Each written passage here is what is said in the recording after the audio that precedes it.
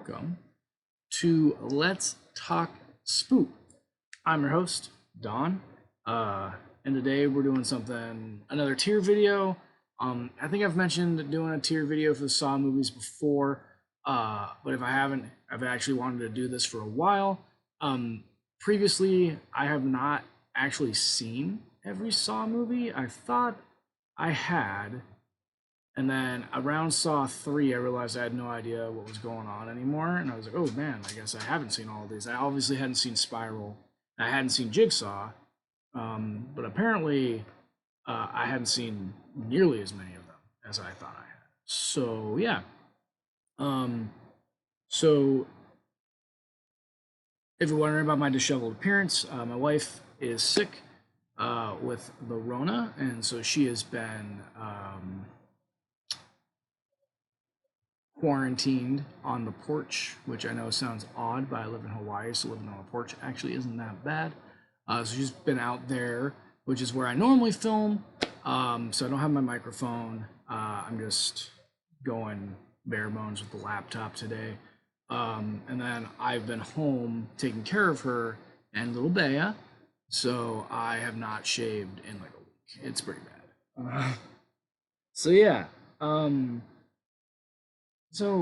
With that introduction out of the way, let's go ahead and talk about the Saw movies. So there are 9, I think, Saw movies. So we're going to talk about each one individually. Spoilers. There will be spoilers for this series all the way up until Spiral, because I can't really list out the tiers without spoiling the movie. Because the endings do play into my thoughts on each individual movie in the series. I will do my best to like leave some hints for Jeremiah, who's editing, to try to like put a warning up before I say something spoilery, but no promises. I suck at this. So yeah, without further ado, let's go ahead and jump into Saw movies tier list. So we start with the original, the one that started the whole thing, Saw, which has an incredibly low budget, filmed with some surprisingly good actors. Has Danny Glover and man, I can never pronounce his last name, Cary Elwes, in it, and then they do fantastic work. Everybody in it does a great job. It's very well acted. This isolation is fantastic, and it's the one that started the series. The one for the first one being so good, we wouldn't have gotten the other 8, right? So obviously, the first Saw movie is S tier. It is the quintessential, right? So next we move on to Saw 2. The plot in Saw 2 is that the guys from Saw 1 are... There's a dirty cop who is being targeted by Jigsaw, and he has kidnapped Dirty Cop's son, and the Dirty Cop just has to listen to him for 90 minutes, and if he plays the game correctly, then everything will work out fine. It has the twist, right, is that Amanda, who was a victim of Jigsaw in the first movie, is his accomplice in this one. So cool little twist.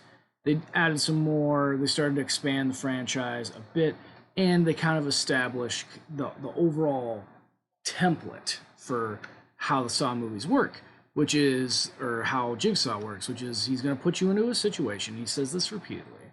He's going to put you into a situation where you can get yourself out of it if you're willing to sacrifice. So your choices are what kills you, and that's how Jigsaw operates, right? That's how the first movie works. That's how the second movie works, right? So it was not quite as good as the first one, but it's not bad by any means. It's pretty good sequel movie especially when it comes to horror. Saw 3. So Saw 3 opens up with a fake out where they introduce a female character, this doctor, and she's kind of having this awkward moment with this gentleman, and she asks if there's anything she can do for him, and he says a divorce. And then so we establish that she has a rocky relationship. And then she gets kidnapped by Jigsaw, and Amanda's holding her hostage. They put her in a trap, and she has to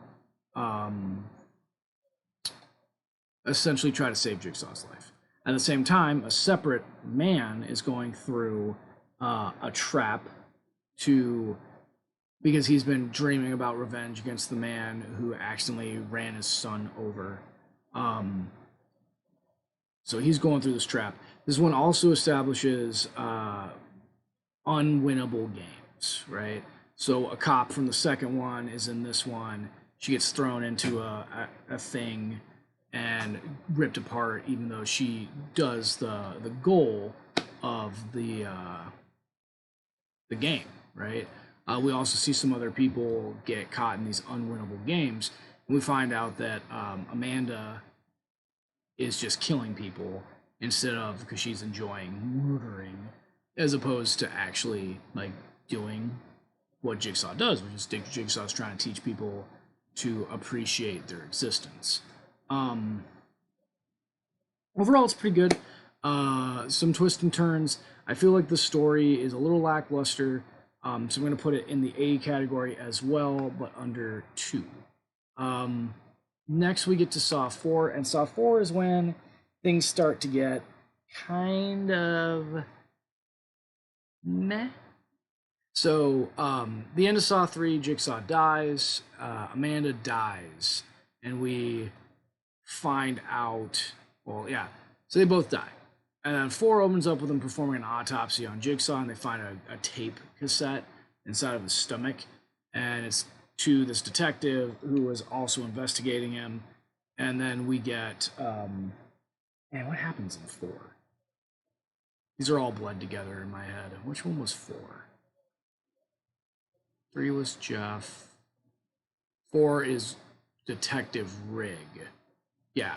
So 4 is Detective Rigg, and then FBI agent. So Rigg gets pulled into this game. He's friends with Detective Hoffman. He gets pulled into this game because he's really rash and he's so hell-bent on bringing down Jigsaw. And then at the same time, Detective or Special Agent Strom is trying to like put things together as well to stop Jigsaw separately, because it looks like they're trying to set up Rigg as like a patsy essentially. And then it ends with the reveal that Detective Hoffman has been working with Jigsaw the entire time, and he wants to be the next Jigsaw. And this one, again, it has unwinnable games. Like, so the other games, well, not so much unwinnable games. It's that the other games, Jigsaw's like, I'm not a killer, I don't kill people. Whereas 4 really establishes, well, 3 kind of starts it, but not really. But they establish this kind of people are just going to die, and like they choose one person, and that person's trying to save people, or that person has to choose to try to save people or let them die, or it puts 2 people into a situation where one of them's gonna die no matter what. There's literally nothing you can do about it, and I don't like it. Like that's not the template. It's not like the story. It kind of makes it less interesting because people can't really get out of it. 4 also introduces Jigsaw's wife, Jill Tuck. It's just 4 is lackluster at best. It's not terrible, but it's pretty lackluster. Yeah. C category. So 5, and then at the end of 4, we find out that the autopsy at the opening is actually the ending to 4. So they kind of mess with the time on you, which is lame and kind of annoying, but it is what it is. Not very well executed. Yeah. 5. Saw 5. What happens in Saw 5?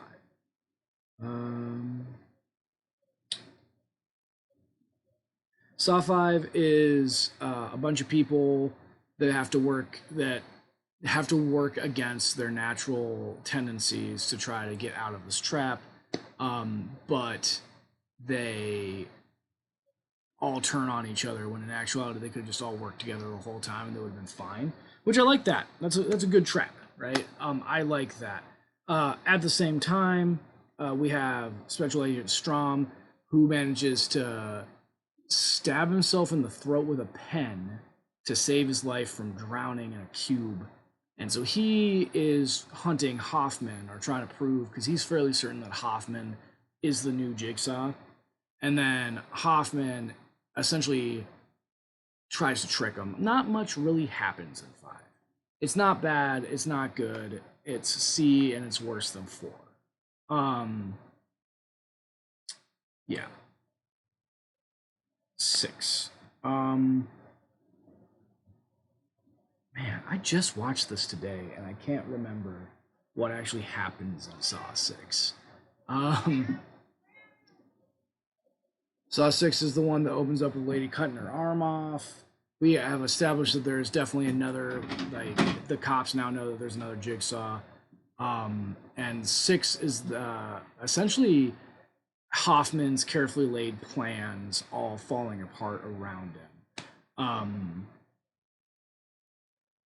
That's really it.